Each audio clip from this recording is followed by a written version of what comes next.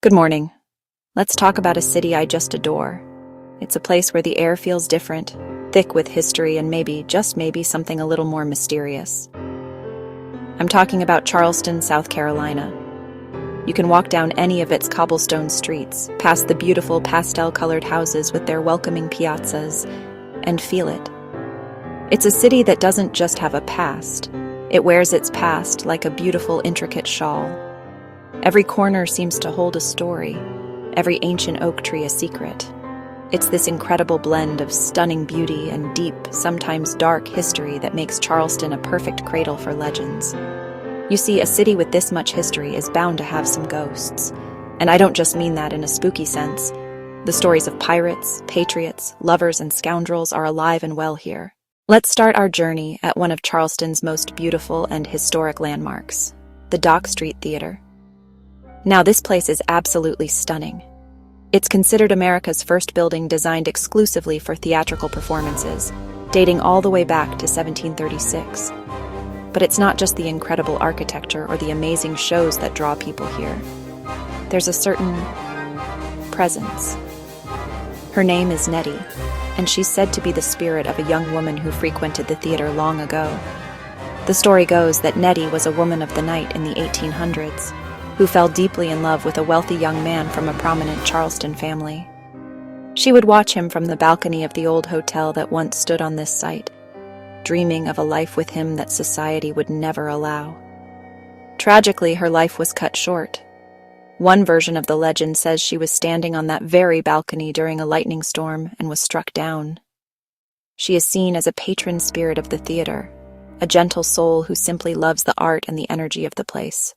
Now, let's head just a little north of Charleston to the beautiful, windswept shores of Pawleys Island. This is a classic southern beach town, known for its laid-back vibe and its arrogantly shabby charm. But it's also home to one of the most famous and benevolent ghosts in the American South, the Gray Man. According to the most popular version of the legend, the Gray Man was a young man deeply in love. He was sailing back to Pawleys Island to propose to his fiancée. As he rode his horse through the marshy shortcuts to get to her faster, he was thrown into quicksand and tragically perished. One day, just before a massive storm, she saw his spirit. He appeared as a gray, misty figure and warned her to leave the island immediately with her family. They listened, and when they returned, they found their home was one of the few left standing. What makes the Gray Man's story so enduring is its sense of hope and protection. He isn't a terrifying specter. He's a guardian. He is a warning. People who have seen him and heeded his silent warning have found their homes spared from the worst of a hurricane's fury. All right, let's take a turn into a much darker legend. This one is chilling, and it centers on a woman named Lavinia Fisher. She and her husband, John, ran an inn called the 6 Mile Wayfarer House just outside of Charleston in the early 1800s. On the surface, they seemed like a charming couple, welcoming weary travelers. But legend paints a much more sinister picture. The legend says that Lavinia would serve her guests poisoned tea. Once the unsuspecting traveler was incapacitated, her husband, John, would finish the job. Another, even more gruesome version involves a trick bed. The bed was supposedly rigged to a lever, and once the guest was asleep, Lavinia would pull it, causing the bed to drop through a trapdoor into a pit below, which was sometimes said to be lined with spikes. The most famous part of her legend comes from her execution in 1820. As she stood on the gallows, she is reported to have said, "If you have a message you want to send to hell, give it to me. I'll carry it," before she jumped, taking her own life rather than letting the executioner do it. Now, here's where it gets interesting. Historians have looked into this, and the reality is a bit different from the legend. While Lavinia and John Fisher were indeed real people and were part of a gang of highwaymen, there's no solid evidence they ever actually murdered anyone at their inn. Let's move to a story that combines romance, duty, and tragedy, set against the backdrop of Charleston's beautiful harbor. This is the legend of the Morris Island lighthouse keeper's daughter. Picture this: a lonely lighthouse, standing as a solitary beacon against the vast, dark ocean. The story, dating back to the 19th century, tells of a young woman who lived there with her father, the lighthouse keeper.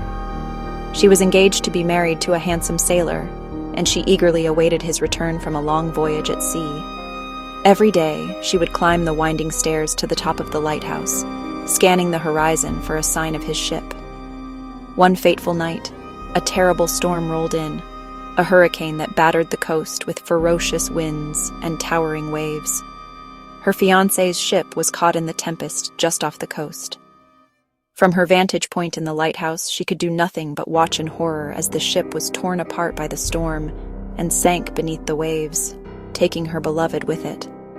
Overcome with grief, she threw herself from the top of the lighthouse into the raging sea below.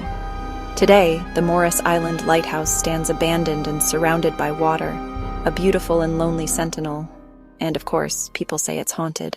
Let's head back into the heart of historic downtown Charleston to a building that has seen it all, the Old Exchange and Provost Dungeon. This building is one of the most significant colonial landmarks in the country. It was a commercial exchange, a post office, a customs house, and the site where South Carolina ratified the United States Constitution. But beneath all that civic history lies a much darker story hidden in its basement dungeon. During the Revolutionary War, the British used this dungeon to hold American prisoners of war in absolutely horrific conditions. The Provost Dungeon was damp, dark, and terrifying. It was overcrowded with little food or water, and prisoners were often subjected to brutal treatment. Many patriots, pirates, and common criminals met their end within these stone walls. It is this legacy of suffering that has led to the building's reputation as one of Charleston's most haunted locations. One of the most frequently told stories is that of the ghost of Isaac Hayne. Hayne was a prominent South Carolina planter and patriot who was captured by the British and held in the dungeon. He was made a public example and hanged for treason in 1781. His execution was seen as a grave injustice, and he became a celebrated martyr. It is said that his tormented spirit, unable to find peace, still wanders the dungeon where he spent his final days. People have reported seeing a spectral figure in colonial attire, believing it to be the ghost of Hayne, forever bound to the site of his unjust demise. No tour of a haunted city is complete without a visit to a cemetery, and Charleston has some of the most beautiful and atmospheric ones you'll ever see. Our next story takes us to the Unitarian Church Cemetery, a place with overgrown pathways and ancient moss-draped graves. It is here that we find a legend intertwined with one of America's most famous poets, Edgar Allan Poe. Poe was stationed at Fort Moultrie on Sullivan's Island for a brief time in his youth, and it's believed his time in the Low Country inspired some of his Gothic tales. The legend centers on a young woman named Annabel Lee, who is said to be buried in this very cemetery.